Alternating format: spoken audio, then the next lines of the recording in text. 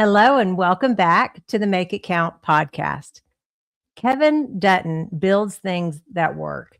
He spent decades inside real environments, technology, infrastructure, and companies where performance isn't optional. He founded and scaled FutureCom, built across multiple ventures in Texas, and exited and then kept going. He's competed in open wheel racing and set records on the track: speed, pressure, control. He understands all three. Now based in St. Petersburg, he's building in the yacht space. Different environment, same standard. The path isn't obvious. That's what makes it worth listening to. So help me welcome to the podcast, Kevin Dutton. Hello, Kevin. Welcome. Hey, welcome, Tanya. Nice to see you again. You too. So tell us a little bit about where you're at, because this is not the typical view I have for a podcast guest. So we're actually sitting, if I kind of raise my phone up, we're actually sitting in what we call Twin Dolphins Marina. This is a large marina over in the Bradenton area. I'm obviously surrounded by a lot of very nice vessels that several of these vessels we support. And so it's obviously a nice area where I'm actually working today, as well as joining the podcast. So we've got several things. We actually just had the Sarasota Boat Show, which would actually be the final boat show for the year here in Florida.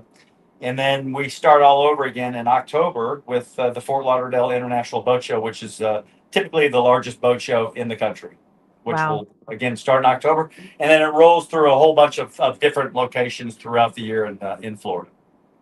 Wow, that's crazy. Now, you say boat show. Do you mean in the water? It's a lot of people watching will never have been to a boat show. Yeah, so the Sarasota, any of the boat shows, whether it's Palm Beach, Miami, Fort Lauderdale, Sarasota, St. Petersburg, all the vessels are at docks. They are not like at a high and dry. They're all basically in the water. And then people are allowed to basically walk around, mull around, look at the vessels, identify what probably would work for them best. And it's a very popular thing here in Florida. And sure. And so several of the brokers that we work with a very large company here in Florida called One Water Yacht Group and Denison Yachts. And so we support their vessels here on the West Coast. And we're their team to go to. They have a service team on the East Coast, which would be Palm Beach, Delray, Fort Lauderdale, Miami, but they do not have a team on this coast. And we were selected as their team about a year and a half ago. Very nice. Now, a lot of people may not know who you are, because even though you've built a lot of things, you really keep yourself off social media quite a bit. And I'm going to say under the radar, because I've known you a long time. I'm grateful to call you my friend. So for those who don't know you, who is Kevin Dutton? So I'm a 65-year-old serial entrepreneur that just can't seem to. I'm supposed to be in somewhat of a slowdown phase of my life, and I'm actually probably working harder now than I've worked in probably the past almost 8 to 10 years. I sold a company that I founded in 1991 called FutureCom.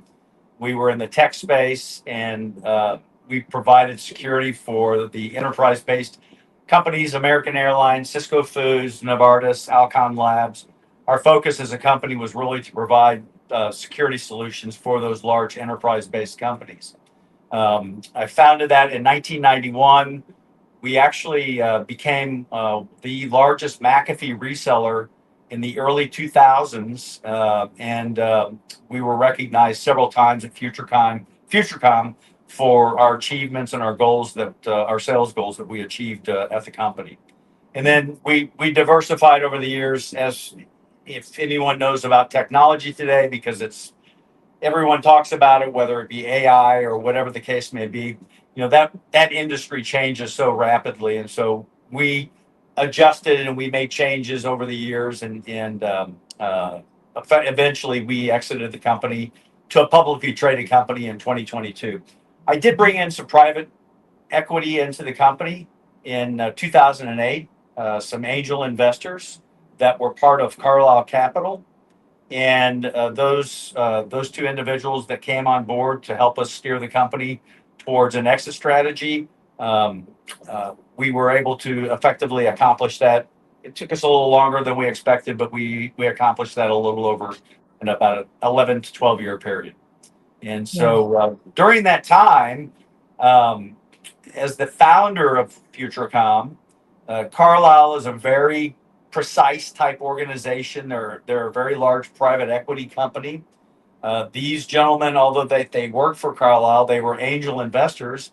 And so during that time frame, when we first did our transaction, um, they said, "Hey, look, we're gonna do it our way. We're gonna do it the Carlisle way, and so you're free to go and do other things. We'll call you as we need you, as it represents as the founder of the organization."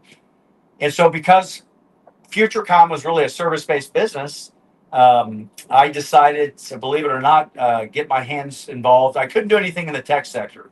So I decided to get involved into the landscape industry, commercial landscape industry, and thus founded another company in 2009 called Streamline Designs. And we started off as a just basically kind of a mow, blow, not, I don't want to say mow, blow, and go, but more of a boutique kind of a company that would maintain properties for commercial based businesses. And then really over the past 3 to 4 years, the company has really taken off as it relates to we do a lot of construction, we do retaining walls, we do drains, we do very large projects. We've actually been doing projects in Austin and Houston. We had two large projects that we just did in both of those cities. Even though we're based in the Dallas-Fort Worth area, that's our primary focus. We're beginning to see expansive growth into other cities and other areas in the Texas location.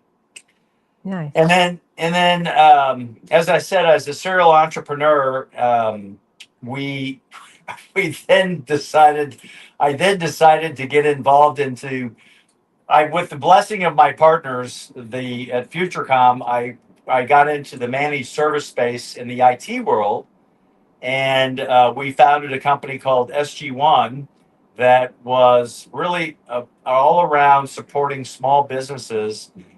The tagline of the company used to be, "We provide enterprise level support for small businesses." And the way we did that is that we did it around an ecosystem of partners that we identified, whether it be cloud storage, cloud services, help desk services, security. We sourced that to what we called our ecosystem of partners. And we got involved in healthcare, manufacturing, and this was all what we'll call the SMB space, the small to medium-sized businesses. Yeah.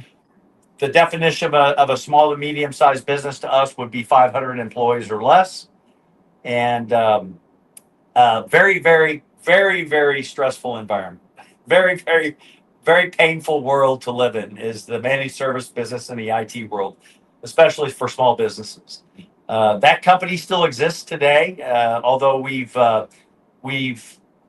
through COVID, through attrition, we've really kind of taken our eye off the ball of that company and really kind of closed it down, and it's kind of in its final phases. We have like one single customer that's left, and so that's kind of where I've been going. And then I made my transition to Florida starting in 2017 when we were in the process of growing SG1. And it was really funny because every time I would leave to go to Florida, it seemed like the customers either knew I was leaving or I was gone, because everything would implode. It was Yeah. it was a very stressful environment. And once we did make our full time transition to Florida in 2019, we moved across, came over to St. Petersburg. I decided about 2 years ago that I could apply the managed service model to the yachting industry. The Yeah. service industry in Florida is very challenging. It is very, the people in the service industry in Florida are not good communicators. They don't use back end tools to support the work that they do. There's a lot of commitments that are missed. There's overcharge for or a lot of the things that customers don't realize they're getting overcharged for from a lot of the vendors. And so, I said, hey, I can probably do the same model apply this to the yachting world, and we could probably do a lot of B2B business, and that's kind of where we're at right now with this company. We, Yeah. you know, we're basically working directly with these large companies, and we support their vessels here on the West Coast. You So, said, I was going to say, you said a couple things I want to dial back on because you are a serial entrepreneur. I call you a serial builder, right? You build businesses. Now, sure. you mentioned Streamline really growing quite a bit in the last 3 or 4 years. What do you think was the difference? What took that business all of a sudden? It was going well, but now you said it's really been growing a lot in the last 3 or 4 years. So I used to call Streamline Designs the diamond in the rough. It was this company that I started, and to be honest, because I had been in the IT world and I was really dealing with the corporate world, the CIOs and executives and things like that. It, it I felt like that I wanted to continue to maintain a partnership or my career in the IT world. I wanted to continue that, even though we still had FutureCom. Managed services was completely outside the scope of FutureCom. That's not what FutureCom did. We were basically, again, a value-added reseller for a variety of security vendors across the globe, and we did business all over the globe. Right. But so I kind of had Streamline as a back end. It was a business that was running, and it was almost like it was automated. It was like it would run itself. Once we captured a customer, our team that I had hired had been with me for many years, and they just did the maintenance and the outlook and the aesthetics of the properties remained the same, and that allowed us to maintain and retain customers without a lot of effort. And so I didn't really focus a lot of my time and energy on Streamline. I started to put a lot of my effort into SG1, thinking that that's the direction that I really wanted to move towards, was the managed service market in the IT world. And quickly, over a period of 3 to 4 years, decided that it was almost the analogy that I would use for the managed service environment in IT. It's like taking your fingers and putting them on a table and taking a ball peen hammer and beating the end of your fingers. I mean, it literally is about that painful. And Wow. so quickly I learned that really was a space that I really felt like that at my age that I probably would not want to continue to pursue. So we decided that it was time to put effort back into really marketing Streamline, really focusing on the landscape environment, and we've been very blessed. We've been very blessed, and our primary focus is a B2B model. It's a business to business model. We've attempted to do business to consumer or B2C with a lot of homeowners, and for whatever reason, we just have a lot of success in the commercial space. Yeah. You are a visionary by far. And typically for a visionary to not just have one successful company, but multiple, they usually have to be married with, well, the book Rocket Fuel calls them an integrator. I like to think of them as operators, the people who, okay, here's the business, here's how we get this thing going and scaling and moving. What would you say as far as, I mean, clearly I know one of the people very instrumental with Streamline is your wife. Correct. Right. And she doesn't have any interest in being the visionary. You are definitely the visionary.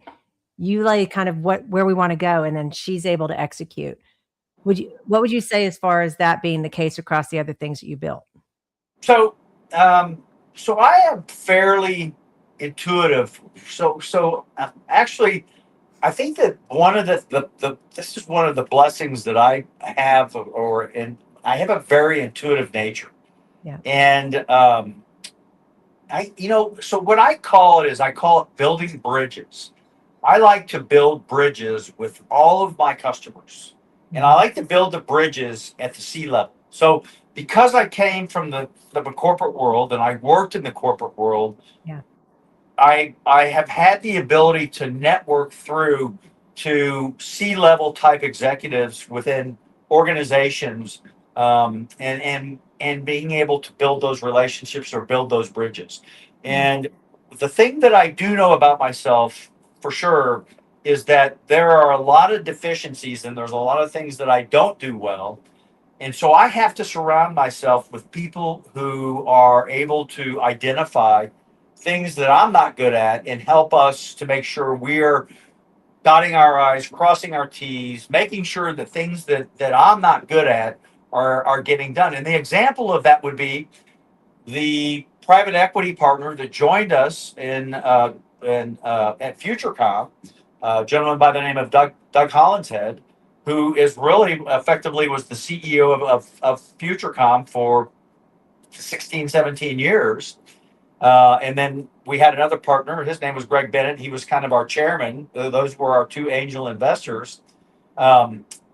They came and they helped identify areas within the business when we were having some struggles. I'll kind of go back a little bit and give a little quick summary of a history of what the problems that we ran into with FutureCom. But actually, so Doug has joined Ocean Life as our CEO. I actually reached out to him and said, "Look, I have another business that we need to make sure that our standard operating procedures, the things that you make sure that get done, would you be interested in joining us as our CEO?" And he actually agreed, and he joined us about 30 days ago, and is now our CEO for Ocean Life Yacht Services.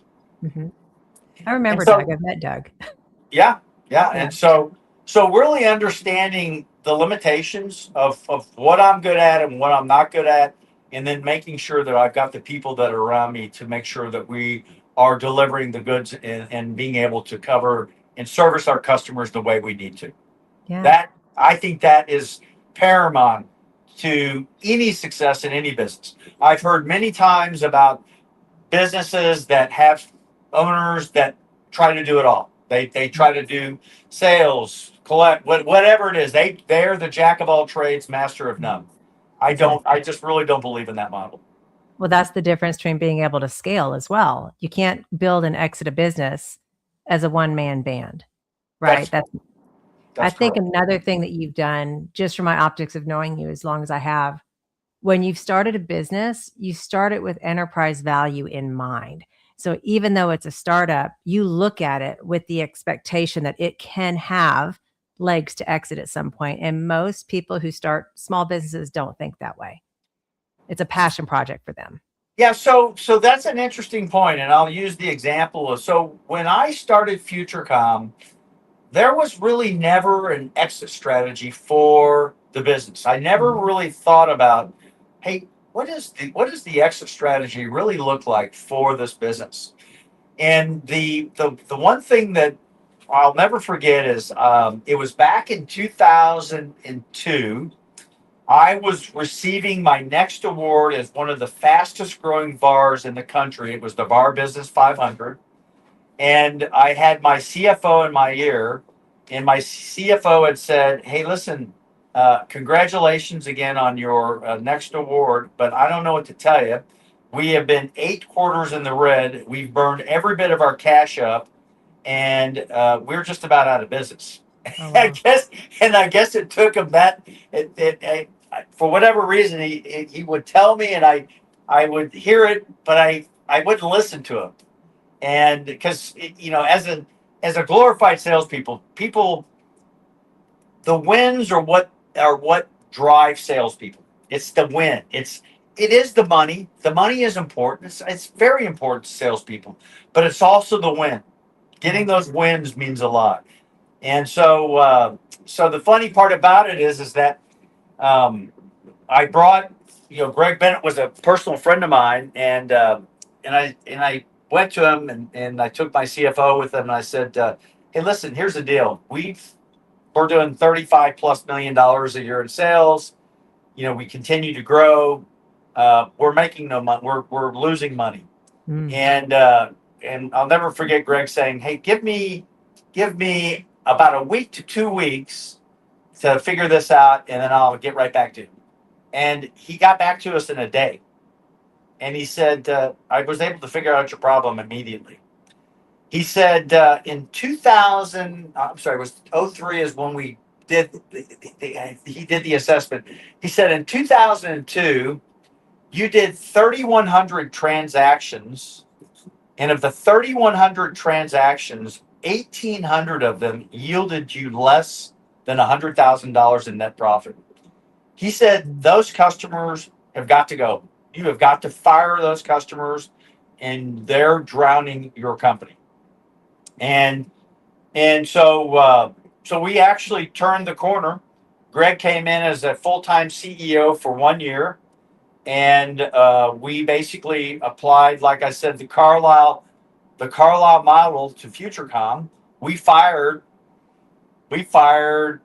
big companies. I won't name the companies, but they were very large organizations. We told them that we could no longer do business with them at the margins that we're doing, the margins that they were doing, we were doing with them at.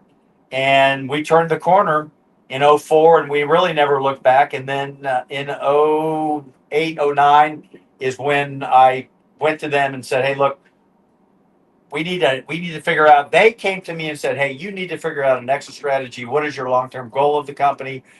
Let's plan this." And I said, "Well, would you like to join the organization in a angel capacity and help us to get to an exit strategy?" And they agreed. Got it. So that's where I learned in my career through my mentors that you should always be thinking about what does the exit strategy look like for a business once you begin to scale that business. Yes. Well, and it's paid off well for you because it's really played into also how you're even building Ocean Life. We're going to shift gears for a second. Yep. You ready? Okay. You set a Formula Atlantic track record in 2002 in a Swift 008. What did that level of competition, which by the way, as you're talking about, this is literally during this period of time, right, with FutureCom. What Right. did that level of competition require from you? Um, I those are the if I could have all that money back, I think I'd rather have all the money back I spent on racing than have that record. But no, it was a great time. I was actually driving in conjunction with a gentleman by the name of Bob Stallings. We had a team. It was called Blackhawk Motorsports, and just a super competitive environment.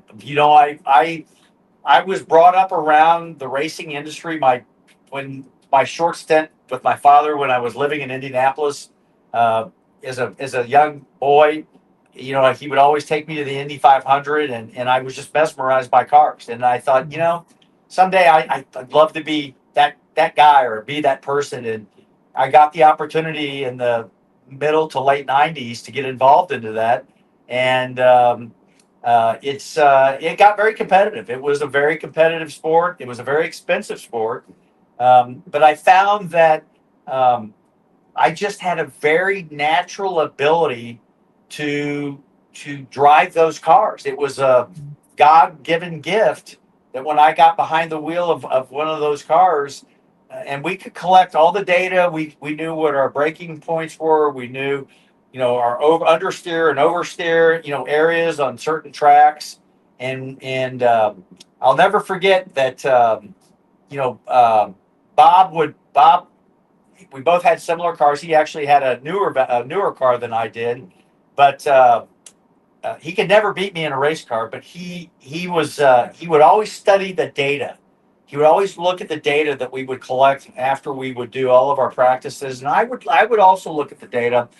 But I just had a natural feeling for the car when I was in the car. I could listen to the motor, I could feel the grip of the car just right on the edge of the car. And I was able to just, I think over a period of 5 years, I think about 10 podiums. And of the 10 podiums, I think there were six wins and two, whatever, 3 seconds, the third. But it was something that it was kind of this natural ability for me to just climb into the cockpit of that race car and really just be able to put it to the limit. I didn't get to see you on the racetrack back then. but by golly, I saw you navigate what I would probably think of like that in a 55-foot vessel, 4th of July, Possum Kingdom, and a really bad storm came in. And for everyone watching, this area in Possum Kingdom, people would tie their boats up. It's very much a Texas thing. So you have all these boats tied up in these lines. We're in, how long was that boat, Kevin? That was actually that was a 40 Super Sport, so it wasn't that big. That 44. wasn't that I'm big. so sorry. 40, 55 in my mind to Sure. watch you navigate. All these boats were running into each other. You didn't hit a single one and navigated out from the back center all the way back out into open water. How do you think you're driving a car and a vessel like that come together? You know, it's so funny you would say that. It's like, so remember Harlan? Oh yeah.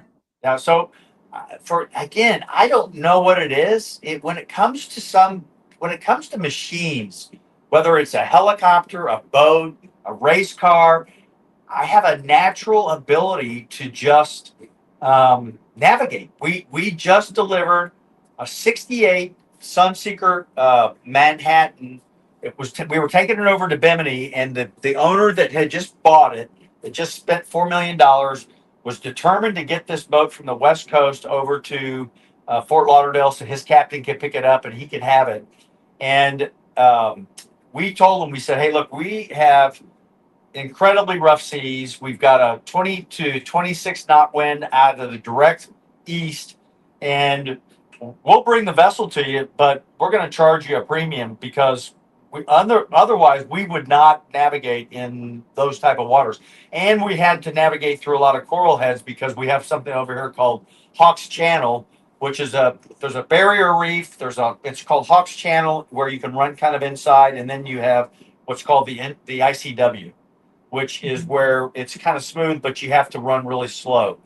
And we navigated that vessel through 6 to 8 foot seas. The boat was completely on its side at points.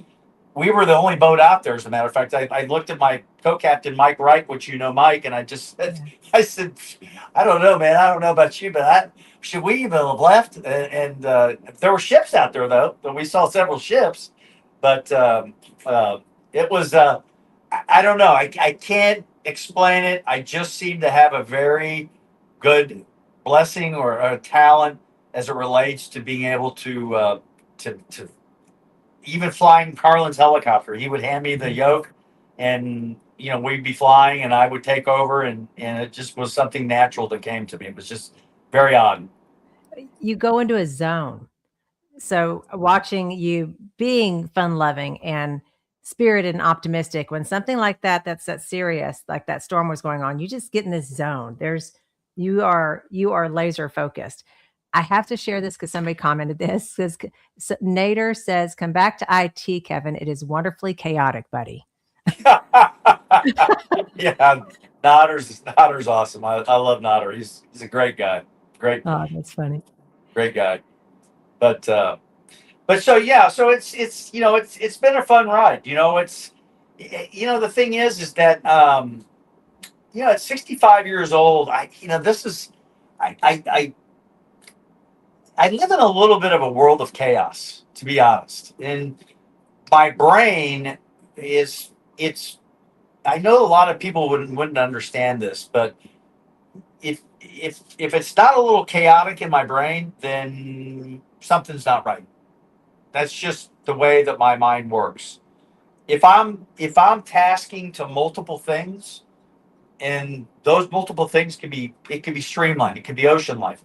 And by the way, we're very the brokers in Denison and One Water Yacht Group. These guys are very demanding. They're selling the demographics of the people that they're selling these vessels to are they're high rollers. I mean they're money makers. I mean they're CIOs of BMC software. The gentleman over in the Bahamas. He's one of the only quote unquote billionaires in the Bahamas. And so, the demographics of these people. And so they're very demanding on what we have to provide to them to prepare these vessels in a short amount of time to be able to get these things in order. Because buying one of these boats it's not like just going and buying a boat. you have to go through it's like buying a home in even more detail. You have to go through surveys. Once the survey is completed, you have to go through. There's all kinds of repairs that have to happen to the vessel. We have to manage those from cradle to grave on all of those aspects of that. And so it's very tasking. And but we've been able to deliver, and we make it happen very quickly for them. And so that yields very good success for us as a business here, in a passion that I truly love too. Right. I love the IT world. It was great. It was a good run, but I'm over it. I'm over it. I remember when you exited and then you were in Florida and you were, and I'm doing the air quotes, retired. I, I was like, there's no way he is going to stay without building something. It's just, and yeah, no, you looked at a few different things. Now you mentioned too that you're starting a subsidiary of Ocean Life. Well, I mean, once again, I mean, it's so there's I won't get into the details of it because we're inking the deal right now, but it's a sub company under, it just happened yesterday. We just agreed to terms yesterday. It'll be a sub company under Ocean Life. We're going to be representing something that's exclusive to the East Coast and to the Bahamas that is very, very popular. It's very popular on super yachts. The West Coast of Florida does not have a tremendous amount of super yachts. And when I talk about a super yacht is something that is 100. We start talking about meters. They're talking about it's a 40 meter or it's a 60 meter or whatever. Those are what you're going to see more likely on the East Coast. You'll see some larger yachts on the West Coast. If you go to Naples, I think probably 120, 130 footers that are over Naples. But you don't see the type of vessels that you do over on the East Coast. And then they traverse over to the Bahamas, the Caribbean, all of that. And so, but as part of if anybody's ever watched Below Deck or anything, there's an array of toys that are on these super yachts that the guests come and they use. And you just don't see that on this coast. And so we had the manufacturer basically ask us, say, hey, look, would you become our dealer on the West Coast? And we said, absolutely. So we're excited. I think that's a big enough of a teaser. I promise I won't try to draw out of you what it is. It's just something exciting for people to see unfold here soon too.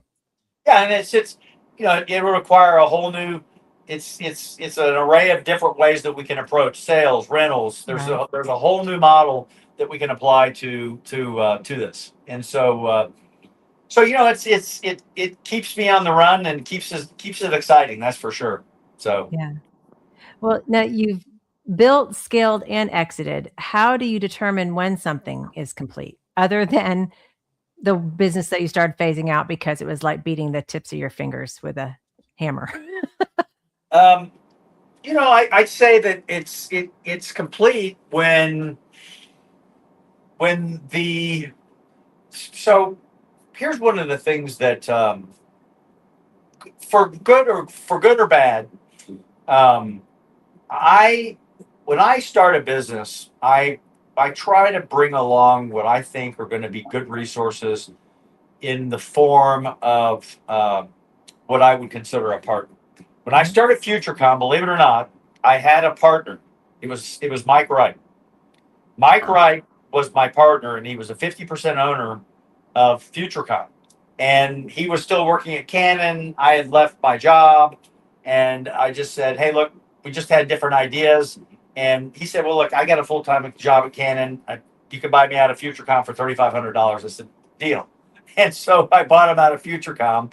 And so then I owned FutureCom outright completely for a period of several years.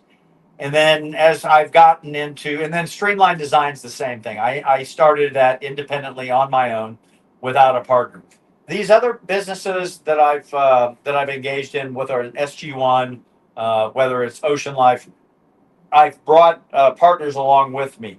I have made some errors that in selecting some of the partners that probably would have not been partner material. But we've kind of washed through a lot of that, and we've been able to settle a lot of those issues. But as I've aged and as I've grown older, I just feel like if I can hold the carrot out in front of somebody and say, hey, look, this is there's an ownership stake here. It takes time to grow. This isn't going to something that's going to happen overnight. It's a good attraction. It's a good carrot is what I would call it. Yeah. You were But 30 that years. too, but that too has its problems. Trust me. Well, I don't know why this hadn't hit me before, but when you started FutureCom, you were the age of my 30. son. Yes, 30. you were the age 30. of my son. 30 years old. 30 What, years old.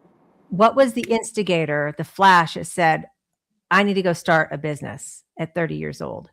What were you doing that preceded it? And then what was that moment you're like, you know what? I'm going to go start a business. So I was working for a company called Harris Atacom, and it was up on I would drive all the way from Fort Worth all the way to the North Tollway of Dallas every day. And it was this is back when mainframes, I'm going to date myself here pretty good, but this is back when mainframes were still around in a lot of the big businesses.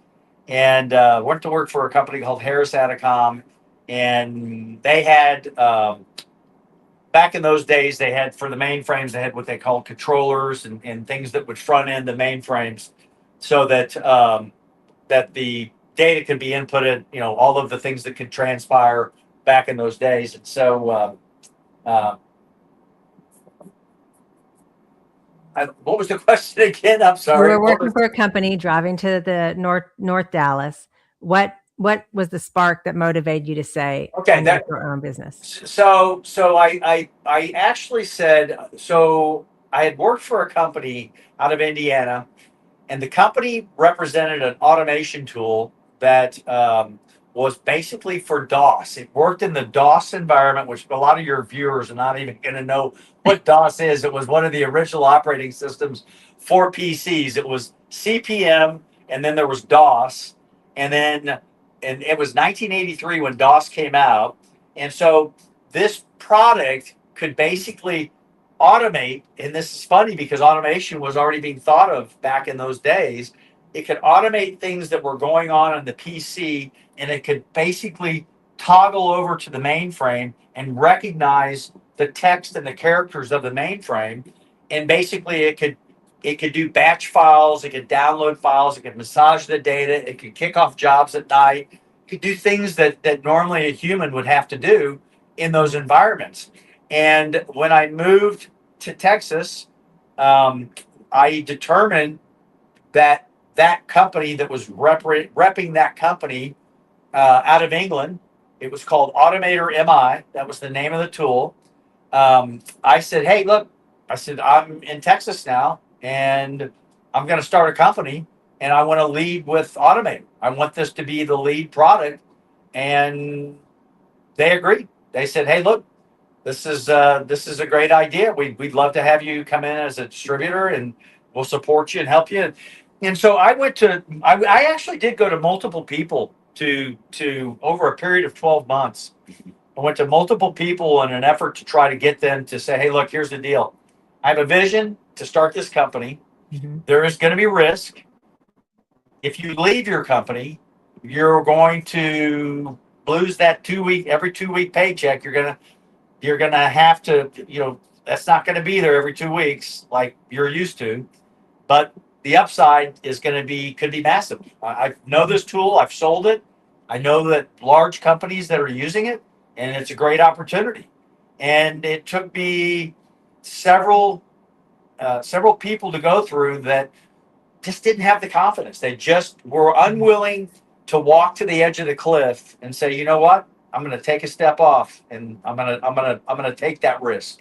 Yeah. And I think that that's one of the things that I've always done in my entire life is I've been a risk taker, i.e. racing, i.e. the things that we do. Yeah. It's just something, maybe it's an adrenaline thing for me. I think it probably is. It served you well. As you were talking about this tool, it made me think about, I'm curious, what was the mindset of people at that time? Because you just mentioned that this Automator tool was going to do the work that typically humans needed to do, which to me is almost deja vu to what people's concerns are today around AI. and it's starting to do the things that humans have been needed to do. Yeah, Any dotted lines that you see in the conversations or anything around that? I think different time, different place, different world.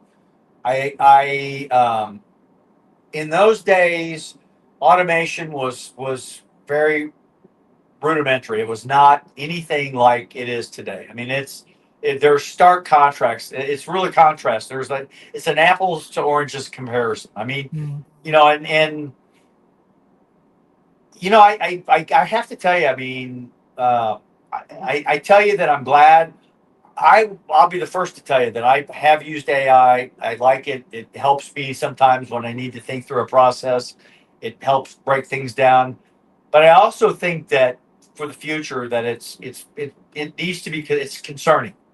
It needs to be concerned about, and people need to be concerned about AI because I think it can be a very dangerous, in the long run, it can be very, very dangerous. That's just my personal opinion. Sure. For all the years that I was in IT, if you think about it, Hollywood seems to make movies about the future. I don't know if you've ever noticed that. It's really weird. So a lot of the things that you think about, that even if you think about Terminator or you think about things that we used to watch in the 80s and the 90s, a lot of that stuff is coming to fruition. I mean, it's crazy. Minority Report is one of those movies for me. Absolutely. I think back and I'm like, what? Track what I'm thinking and give me a digital ad in the airport. What? Yeah, I mean, I'm pretty sure almost any airport, any large airport we go into, facial recognition's already in place. Oh yeah, without a doubt. Yeah. Okay, back to visionary stuff. You ready? I am. Because I've got to pick that brain, Kevin. You can operate, and you also see things early. When did you become aware of that in your life?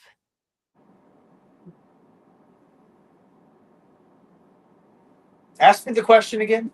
You can operate and you can see things early, which means you are an operator and a visionary. At what point, when did you become aware of that in your life? Childhood, adulthood? I mean, clearly at 30, starting a business, you weren't surrounded by people that were doing that. So it wasn't really influence that was giving you that direction. Sorry about that, guys. Sorry about that. Okay. I didn't realize radio was on. I would say that the visionary all started back pre FutureCom. I mean, I had a vision. I was adamant about.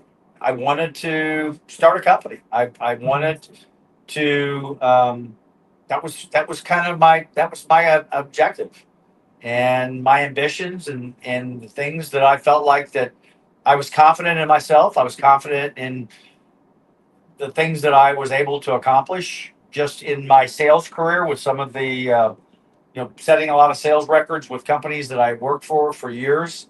And, I just felt, I felt very confident in myself and very confident where I was headed.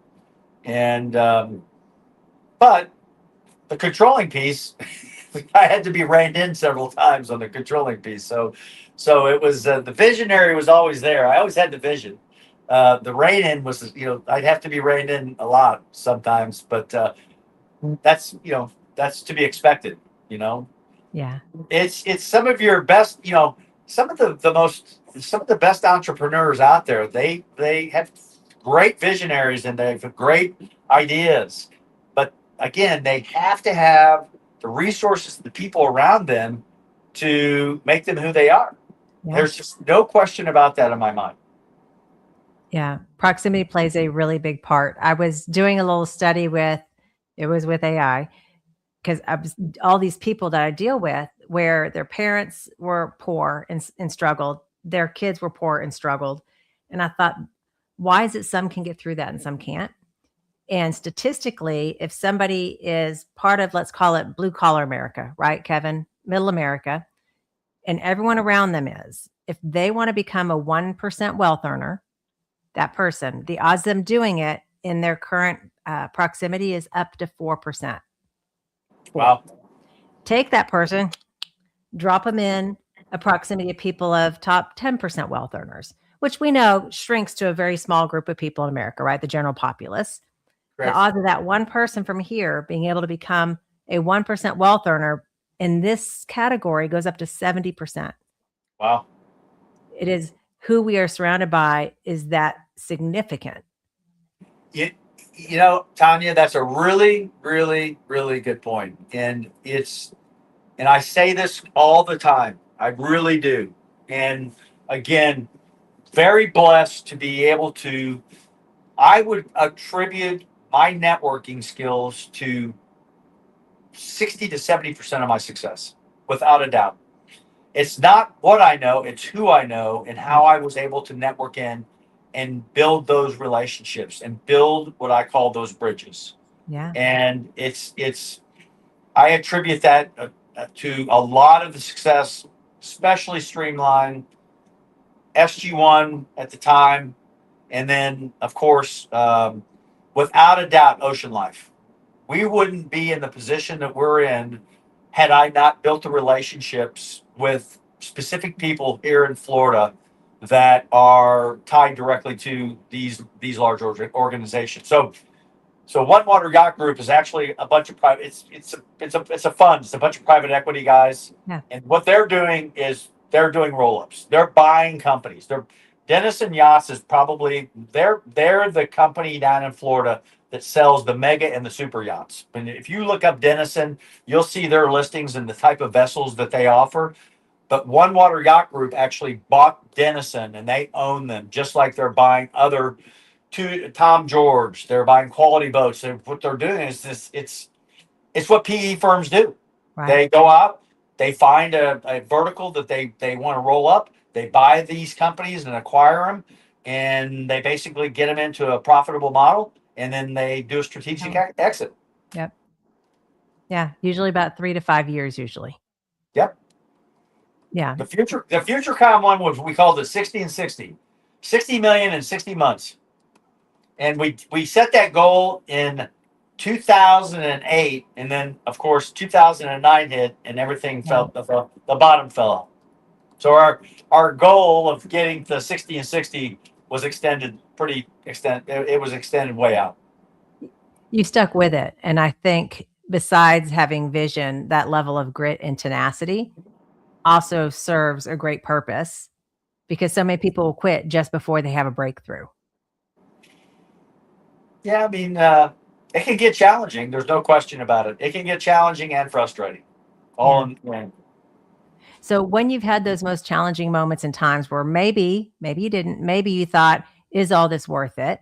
Whatever it was that you were building, how do you navigate through that to the other side? You know, I have to tell you. So it's funny because Notter's on this call or this meeting, and he would know the truth about this. I am a people pleaser. I have always been a people pleaser, and I take great pride in making sure that my customers, any of the customers that we've ever had in any of our businesses, know that they have the ability to reach out to me directly whenever there's a challenge, whenever there's a problem. Yeah. There's no barrier. I've never created a barrier for any of my customers. I can remember flying to Florida and getting a phone call from the director at American Airlines that their entire F5 network was down. And what was I going to do about it? I just landed in Florida. We're talking about, this is American Airlines. Yeah. And I mean, you know, they can't do any transactional business because their entire F5, their load balancing platforms are down. And so, you know, I always took it upon myself to make sure that I drove any of those issues or any of those problems myself to remediation, or to make sure. Now, look, if I had attrition and if I have lost customers, without a doubt, you know, I mean, can't make everybody happy. It's just that's unrealistic. But I take great pride in making sure that whenever there is a problem or whenever there is a challenge, that I address it very quickly and I'm on it. I don't put it on the back burner. I don't push it off. I don't delegate it. I run with it, and I run with the team to make sure that we deliver and make sure that we complete it to resolution. Oftentimes, for business owners who have that approach, they really struggle to ever find moments in their life that I would call quality of life, the opportunity to do other things. How do you think you manage to balance that while also keeping yourself directly attainable when your clients need you? I, I think I probably was on the verge of a couple of heart attacks. You think I'm kidding? I'm not. I No. think I absolutely think around 2017 and 18. I probably was. I had literally looked at my wife. I said, I think I'm gonna stress out here and die. I mean, I think I'm gonna have a heart attack. And the pressure was really, really on. That was really when it was the IT managed services for IT. Yeah. So here's the balance. The balance is that as long as you communicate, like in other words, if a customer is dissatisfied with something or something is something is not going as planned, as long as we're communicating to the customer and setting expectations, it's almost like you can kind of hold them off at an arm's length and kind of say, hey, look, we are addressing it. We're working through the process. We're taking the challenge and we're going to get it resolved for you. It's when people go dark or they don't communicate or they don't, and that happens a lot here in Florida. It happened to me this morning. I have a guy that was supposed to be on a vessel, fuel polishing the vessel. Nothing. He just evaporated. I mean, he hasn't communicated with me. He hasn't let me know anything. I've sent him a message. I called him. Nothing. And so that's you get a lot of that down here. That's a lot of what goes on down here. Not so much not so much up in like the Texas, the Dallas, Fort Worth, and those corporate worlds. You're not going to experience that as much as you would experience it out here. Living in Florida is a little bit like island time. It really is. Yeah. Well, one of the things I've had a dotted line is I think about the different people I've been blessed to have on the podcast. There is also a dotted line between all of you when it comes to your daily routine. So, and I know that wasn't one of the questions I threw at you, but if you think about your day, what time does your day start? And if somebody said, name your day, something tells me you can do it from memory. What's your day? My day consists of I wake up at 4:30 in the morning. Mhm. I usually leave the house by 5:15, 5:30. I drive 25 miles to Tampa. I go and I mentally begin my day in the gym. That consists of an array of different things. Constantly, I cold plunge. I'm very big into cold plunge these days.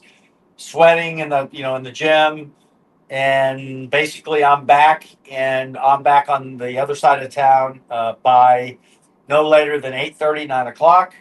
My day really begins at that point, and I start handling whatever challenges, whatever calls. Well, I mean, I probably had 10 calls before this meeting Mhm. that came in from various sources on warranty work, another delivery, just things that are happening on the East Coast that we've got to take care of. And so my day then begins to consist of a lot of things. There will be a lull. I'll have lulls in my day. I don't have to get as much involved and streamlined like I have in the past. Jennifer's really taken the lead on that, and she's done a great job of really leading the team and taking over that position. Sometimes I have a little bit of trouble letting go of that, but that's just by nature. That's just who I am. And but she's done an awesome job of doing that. So sometimes there'll be lulls on our day, and I'll find myself it can be a couple of hours, whatever the case may be. But for the most part, um, we're experiencing a lot of growth right now. The brand is growing rapidly. We're getting phone calls from people that historically, and we're getting phone calls up in Destin for vessels that want to get delivered over here to this coast. I call it this coast. That's the Panhandle, West Coast, East Coast, the Keys. Right. That's how you kind of define Florida. That makes sense. Just like Texas, Texas, you have the Panhandle, you have North Texas, you have Yeah. Austin. So it's similar concept. Yeah. So your path only looks varied until you see the pattern. Performance, systems, and pressure. What lands for you in that?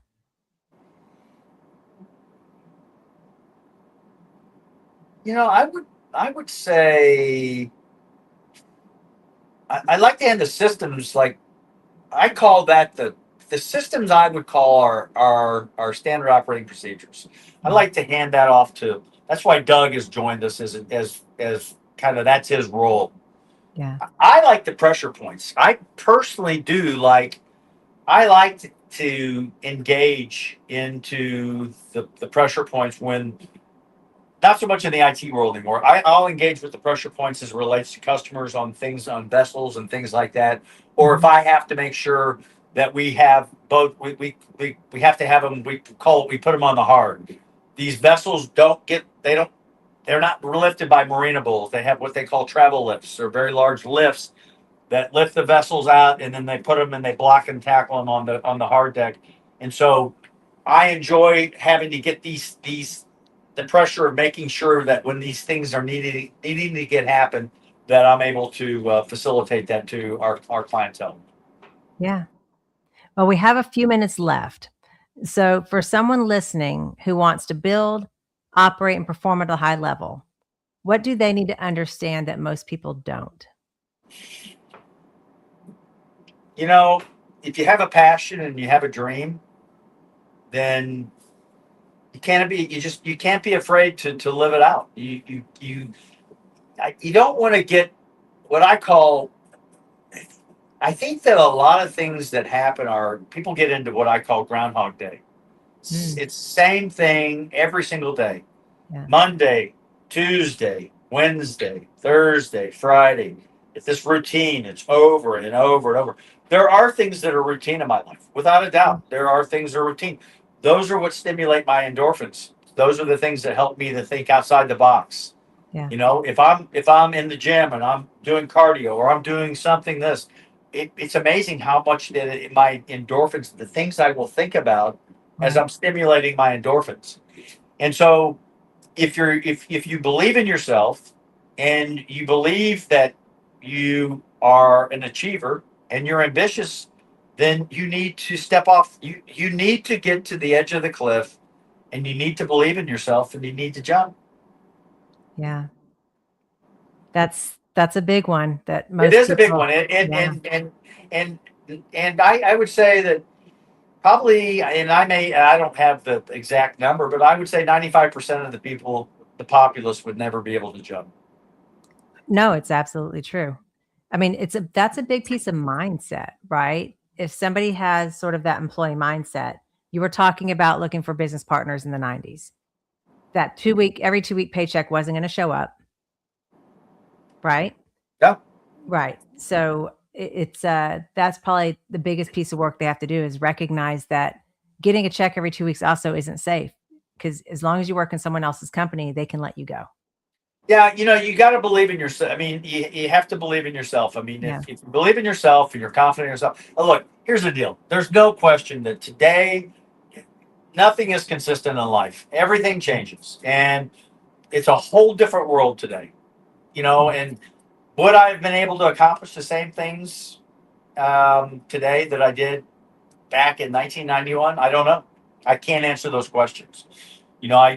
It's the world has gotten so much smaller through social media, and one of the reasons why I try to stay off of social media and try to kind of avoid it is it skewers my thinking sometimes. And I just feel like that if we can use it for business, we can show cool things about things we're doing on the yachts and stuff like that, and post things like that. But I try to avoid.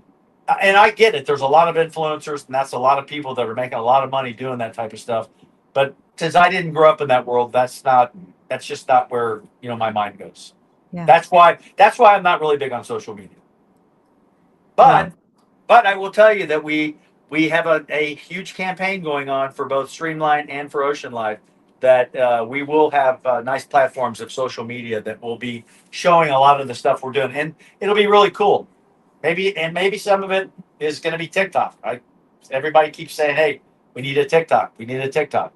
So, and that's a lot of the younger people that are working in the organization. So, Yeah. Well, what you'll have to do is you'll have to have your social media team go on Spotify after you launch the campaign and drop in the comments how they can follow both Streamline and Ocean Life. sure. So just put it on their radar because this will be there. For people watching, you can subscribe on YouTube as well. Kevin, thank you. Thank you for making the time. I know that this cut into your day a little bit. No, that's all right. I absolutely thank you very much for having me on, and we appreciate our entire team here at Ocean Life appreciates it. Okay. All right. Talk to you soon. All right. Thank you. Bye bye.